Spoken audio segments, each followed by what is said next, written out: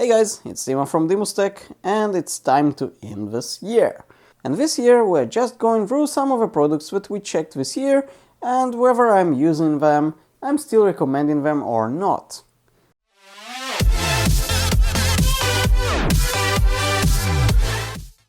So the first are the Sony M3, and I use those Sony headphones every single day.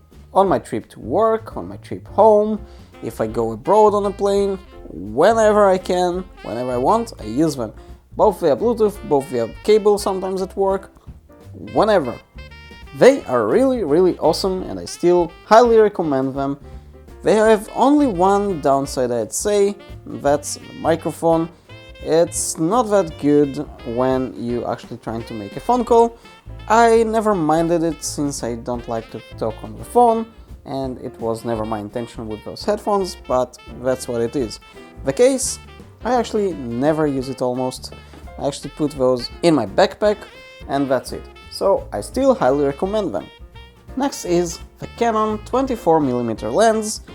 This is it. This is only the box because the lens is actually here. I cannot show you the lens, and that's because it's on the camera. I'm using it all the time, both for videos and outside whenever I go to travel. That's a great lens for night photography, for example, stuff like that. So yeah, I do use it, highly recommend it. It's very cheap, yet gives you awesome photos, very crisp photos, and also videos. Next is the Sonos Slamfer, and as you can see it's here. It's not in use since now I'm using the Light, so that's here, not in use anymore. I didn't really find any other use for it for now.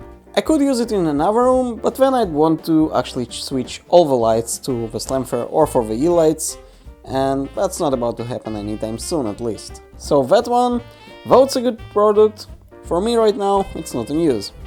Next is the Peak Design Everyday Backpack. And actually this is not the same one that I unboxed in the initial unboxing. That's a replacement. Actually, it's a funny story. On the other one, there was a little bit thing that teared, and I asked the customer support what can I do, and they just told me that you have a lifetime warranty. Fill this. I filled and received a new one. Amazing warranty. That's the best backpack there is, I think, well, at least for everyday usage. And honestly, if I would switch it for something, it would probably be the 30 liters. I still think the V1 is actually better than the V2. I don't know, there are things that I like about the V2 and there are things that I like more about the V1. I think that one is more robust, more kind of strong, etc.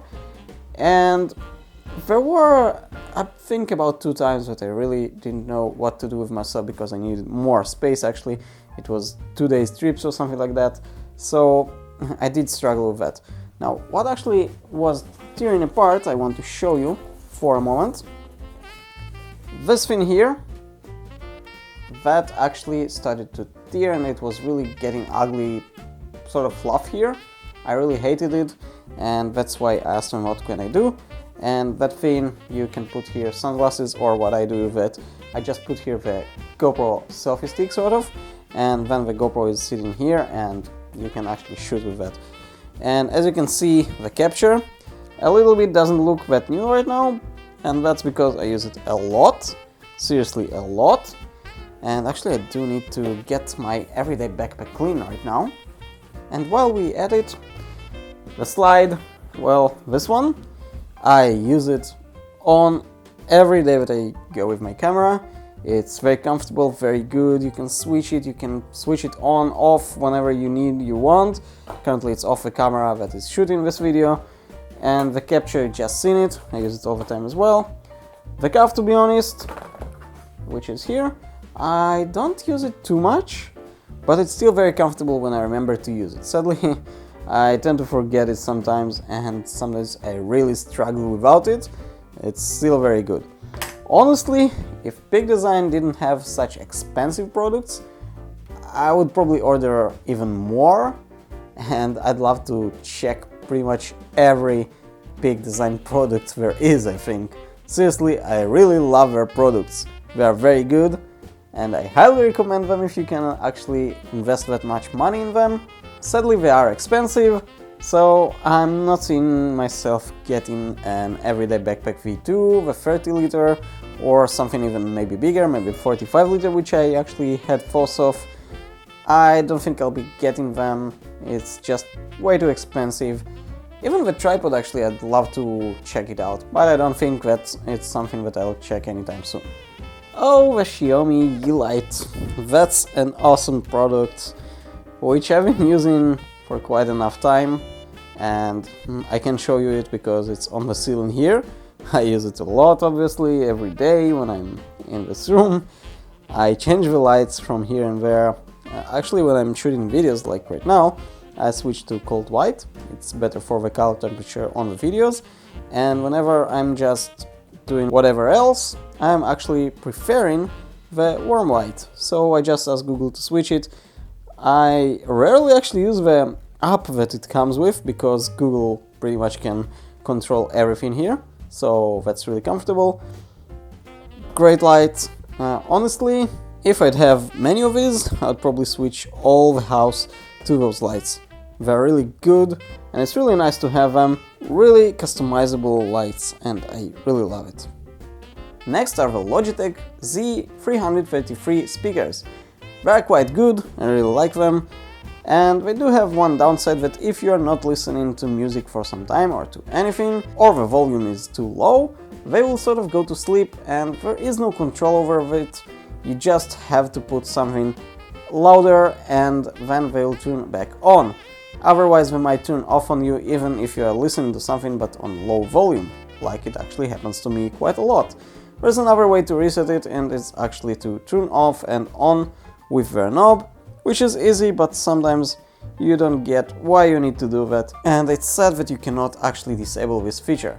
The KeySmart Slim Wallet. Well, this one was a very big surprise for me. I received it from KeySmart for a review for free. Thank you, KeySmart, again.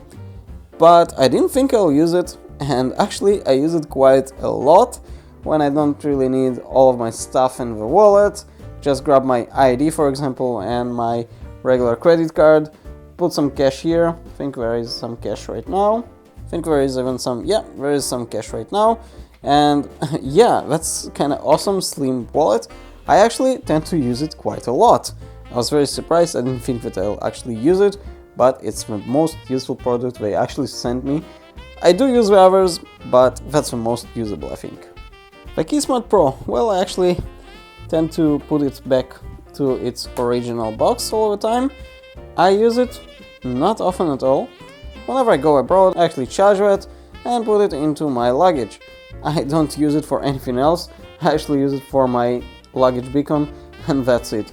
To be honest, it's a good device, but I think the tile application isn't good. I don't know, I just don't like tile for some reason. They're supposed to be the best on the market, and yet I just don't like how they work. But it works for me like that, and if you need to find your keys all the time, that can be very usable for you as well. Or just use it as a beacon, but then I guess you could grab some other versions of tile, for example, and use it like that. The FlowMe power adapter. I actually had to take out my luggage in order to find it. It's always in my luggage, and I always use it when I go abroad. That's an awesome thing, and obviously I highly recommend it. No matter the price, seriously, it can be your lifesaver. It's very comfortable. All in all, it's a one device that can charge anything you want pretty much anywhere in the world. So that's an awesome thing. That's a must for everyone who travels, even just once a year. Still, that's a must. Next is the Orea Toolkit, and yeah, I use it whenever I need to take apart pretty much anything. That's a good kit. Still, everything is in place, didn't lose anything yet. I think one of the tools was breaking a little bit, but I think I just tried to overdo it or something like that. The screwdriver is very good, very useful. Honestly, I think there is no better kit than that, unless you go for the iFixit version with pretty much same stuff. That one is a very, very good thing. So, remember the egg timer, the 360 time-lapse timer for the GoPro or whatever. Guys, don't buy this. It still works the same, but I don't tend to use it since it's just not good enough. Seriously, just give up on that. Get something a higher quality or get an electronic one or something. That's a pathetic thing. Don't get it. Seriously, that's not good. So the recent GoPro 8 that I got, actually the GoPro 7 is now abroad. My friend took it and he's using it, or at least I hope he is using it, and I hope I'll get it back actually. I'm not really sure yet. Anyways, the GoPro 8 is really good. Everything is pretty much good with it. I won't turn it on or anything right now. I do need to actually extract some footage from it right now. Still, this button isn't that comfortable like it was in the GoPro 7, I think. All the rest, it's a very good GoPro. Nothing else to be said, I think. So 2019 is ending, 2020 is going to be much better, I hope, and that includes me and you. So I want to wish everyone a happy new year for you, for all your family, and I actually have already multiple videos upcoming on this channel, but it's definitely worth checking it out, and yeah, there are some exciting products. So stay tuned, and we'll see you next year. Probably there will be 1 week off that I won't post any video, but then we'll get back to our video schedule, and our schedule is pretty much on time every week on Tuesday, 6:15 p.m. GMT plus 2. Thank you for watching this DimusTech episode. If you enjoyed this video, click the subscribe button and hit the bell so you won't miss any future video. And I'll see you on the next one.